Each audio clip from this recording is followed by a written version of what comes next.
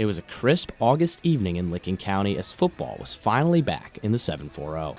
But on Friday, football briefly took a back seat. In July, Licking Valley junior Ada Krakonko tragically passed away. As the summer progressed, the Valley community rallied around Krakonko's family and will continue to keep her spirit alive.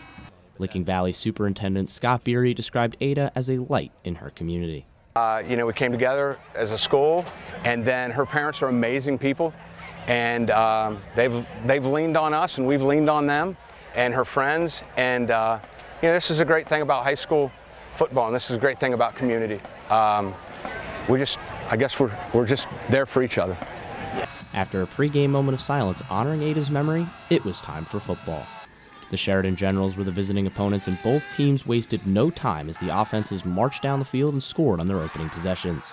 On Valley's next drive, Justin Munyon decided to take matter into his own hand, as the one-handed pick set up Sheridan on the doorstep for another score.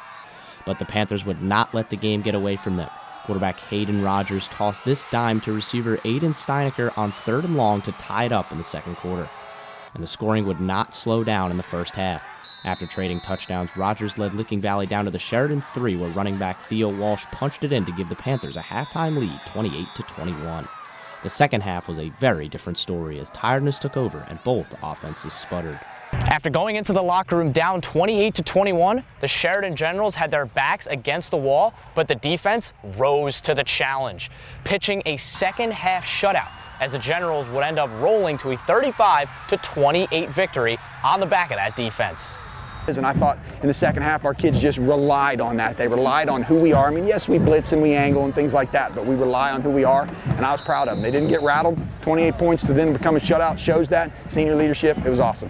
The win was also bittersweet for Sheridan, as it was the first game without legendary coach Paul Culver Jr., who passed away in February. Huge, especially coming off of everything going on with Coach, losing the first game without his dad, so we really wanted to bring that one home for him and just got to start the season off 1-0, so it was really special. Reporting for Gridiron Glory, I'm Ethan Sargent.